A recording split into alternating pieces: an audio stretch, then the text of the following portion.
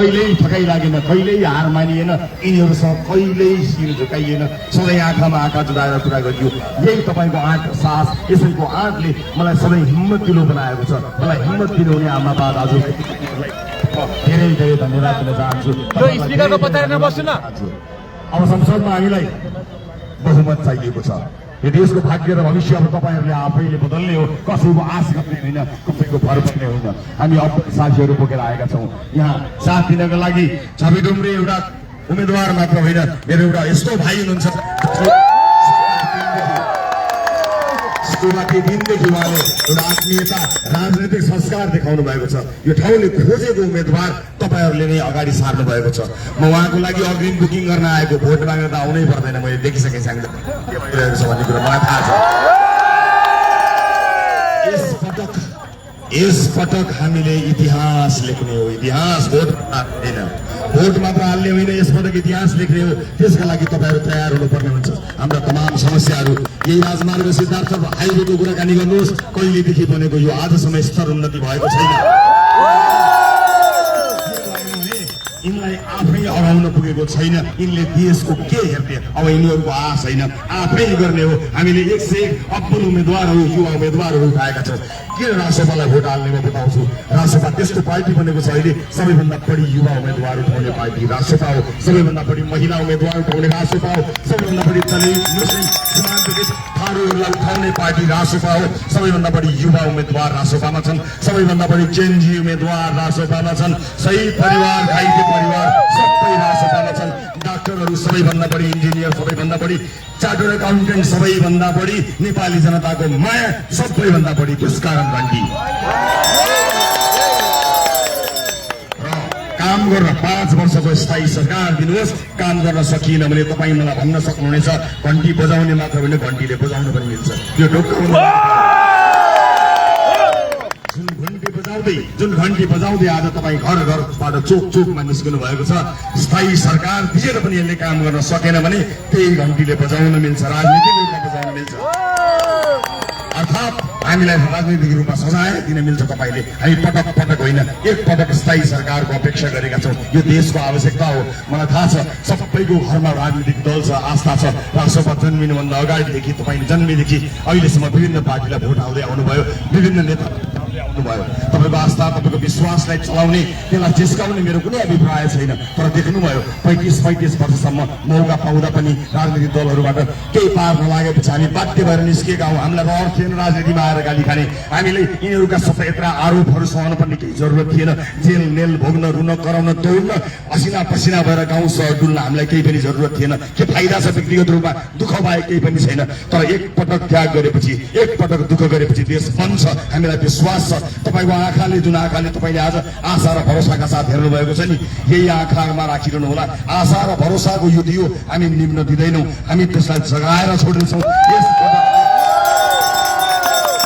हामी व्यक्तिको कुरा गर्दैनौँ, कुनै दलको कुरा गर्दैनौँ, अर्को दलको नेताको कोही कटाक्ष गर्दैनौँ। तर पृथ्वी र विसङ्गतिको जरो खाल्ने हो, जरो राष्ट्रपा डराउँछ, एक थोपा डराउँदैन, कसैसँग डराउँदैन। कसैलाई लाग्ला राष्ट्रपाले कसैलाई कुनै भ्रष्टलाई या कसैलाई बोक्छ, कसैलाई बोक्दैन। झुक्किएर कसैले कोही काँध चढेछ भने भैँमा पछार्छ राष्ट्रपाले, कसैलाई बोक्दैन। यो चुनावी मैदान हो, यो चुनावी सभा, यो भूमि हो, यो महाभारत हो। यो यात्रामा जोडिएका साथीहरूलाई सकेसम्म इमान्दार, निष्ठावान, क्षमतावान साथीहरूलाई जोडेर लिएर गएका छौँ। तपाईँको भोट लिएर जान्छौँ। झुक्किएर कसैले बदमासी गरे यही चोकमा ल्याएर तपाईँलाई बुझाउने आँट र साहस छ। म तपाईँलाई यही बात गर्न चाहन्छु।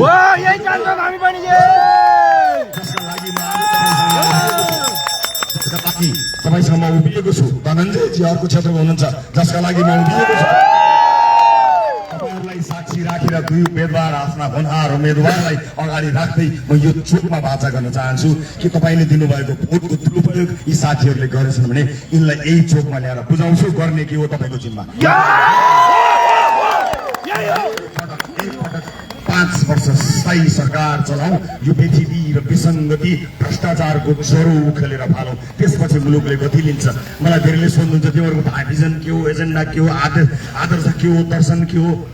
आदर्श दर्शन सिद्धान्त भिजन सबै छ हेर्ने समय निकाल्नुहोस् लेखेका छौँ बोलेका छौँ तर व्यक्तिको ज्वरो नउखालिकन भ्रष्टाचारलाई नफालिकन जति लेखे पनि जति सिद्धान्त ठाने पनि केही पनि हुनेवाला छैन पहिला व्यक्ति फाल्ने पहिला विसङ्गति फाल्ने जति भोग लाए पनि थाल खान सकिन्न घाँस खाने हो पहिलो घाँस भनेको भ्रष्टाचारको अन्त्य हो विधिको शासन हो कानुनी राज्यको स्थापना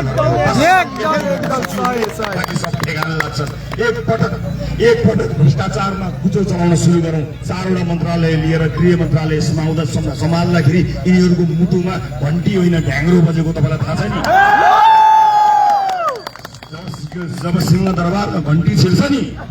सिंहदरबारमा घन्टी छिर्छ नि घन्टी छिरेपछि बजाउँछ यति कुरा ढुकाउनु होला यति कुरा निर्धकाउनु होला म आज यो चुनावी सभा नभए पनि यति भन्न सक्छु कि सक्षम उम्मेद्वारहरू हामीले लिएर आएका छौँ तपाईँहरूले एकपटक इतिहास रच्नु पर्नेछ म फेरि पनि भन्छु म कसैको प्रतिस्पर्धा गर्न आएको होइन पुराना राजनीतिक दलका साथीहरूप्रति मेरो कुनै कटाक्ष छैन उहाँहरूलाई मेरो शुभकामना नै छ तर उहाँहरूले पनि अब आफूलाई होइन हाम्रा उम्मेद्वारलाई भोट हाल्नुपर्छ किनकि 35 वर्ष हेरिसक्यो अब के हेर्नुहोस् जस्तो प्रतिस्पर्धा गर्नुहोस् तर खबरदार नोटको पिठो बोकेर नहिँड्नुहोस्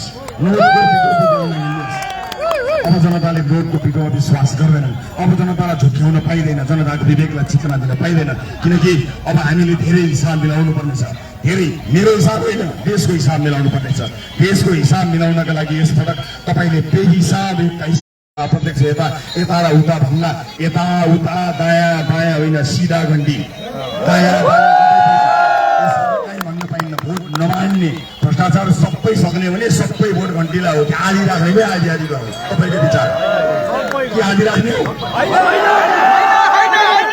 यो भ्रष्टाचारलाई अलिकति राख्ने कि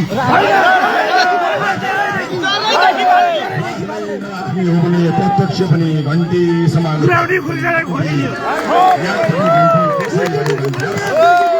सबैको जय होस् जय देश जय घन्टी